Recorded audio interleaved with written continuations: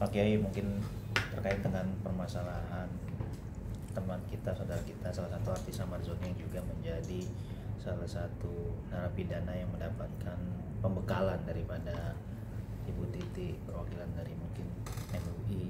Seperti apa terkait dengan permasalahan yang terjadi? MUI sendiri melihat kasus ini seperti apa?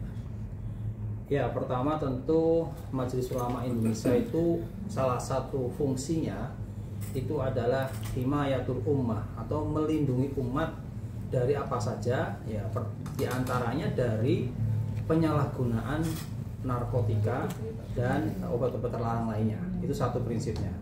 Sehingga dalam peran ini yaitu melindungi umat dari peredaran yang ilegal obat-obat terlarang tersebut, tentu pertama MUI ya ada keprihatinan. Karena apa? Karena MUI dan mungkin juga banyak elemen masyarakat yang itu sudah bergerak, sudah sosialisasi bahaya tentang penyalahgunaan narkotika dan obat-obat terlarang. Toh ternyata masih terjadi lagi dan bahkan harusnya public figure dalam hal ini adalah misalnya artis itu sebagai bagian dari public figure yang diharapkan memberikan pengaruh yang positif kepada masyarakat, namun ternyata juga tidak bisa terlepas dari jerat penyalahgunaan narkoba dan obat-obatan tersebut. Nah, itu keprihatinan MUI. Namun tentu prihatin saja tidak cukup. Nah, disinilah contoh dari Nabi Muhammad SAW yang tidak pernah menyerah, tidak pernah lelah untuk membimbing dan mengayomi umatnya. Ini satu kisah Nabi Muhammad kan dakwah ke Taif itu kan. Di sana apa yang diterima Nabi? Bukan sambutan, tapi sambitan. Nah, itu Nabi Muhammad sampai dilempari berdarah ya kakinya, wajahnya, sampai kemudian malaikat Jibril aja tidak terima.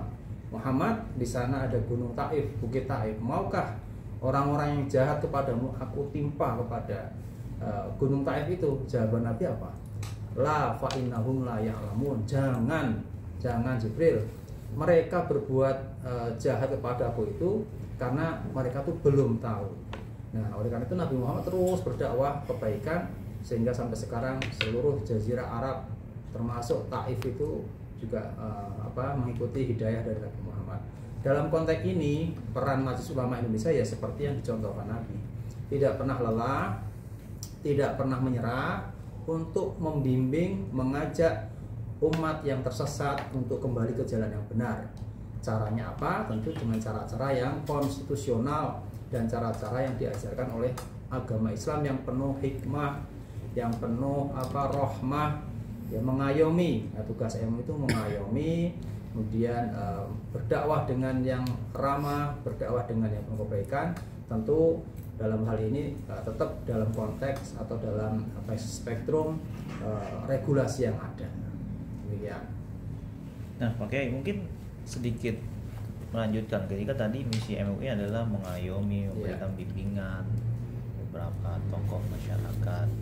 Saat ini mungkin kemarin Amar di Cipinang dekat melalui mungkin perwakilan dari Ibu Titi yang memberikan pengayoman dan segala macam. Nah, sekarang yang bersangkutan sudah dipindahkan ke Nusa Kambangan kabarnya pada hari ini. Apakah MUI masih akan terus membimbing, memberikan atau mewakili perwakilan yang ada di sana atau seperti apa mungkin Pak Kiai? Iya.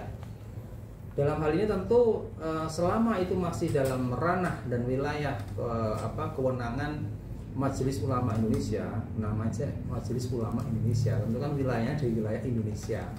Pengurus MUI dan Ganas Anar itu juga sebagai leading sektor MUI dalam perlindungan masyarakat dan bimbingan masyarakat dari bahaya penyalahgunaan narkoba itu juga sudah ada pengurusnya se-Indonesia. Maka mereka itu juga punya hak untuk selalu dibimbing dan dibina oleh MUI dari aspek keagamaan. Jadi yang membedakan Ganas Anar MUI dengan lembaga-lembaga yang lain tentu pembinaan dan kemudian juga pendampingannya itu ada dimensi keislamannya. Nah, tentu kan negara kita ini negara Pancasila yang menjamin berjalannya sila pertama, itu ketuhanan yang Maha Esa. Maka semua rakyat Indonesia itu punya hak yang sama untuk menerima bimbingan, menerima pendampingan dari aspek keagamaan sesuai dengan agamanya masing-masing. Nah, dari situlah tadi MUI punya mas'uliyah umatiyah, namanya tanggung jawab keumatan. Amarzoni itu saudara kita sebagai umat Islam, dan juga tentu MUI memperhatikan yang namanya mas'uliyah watoniyah, yaitu tanggung jawab kenegaraan.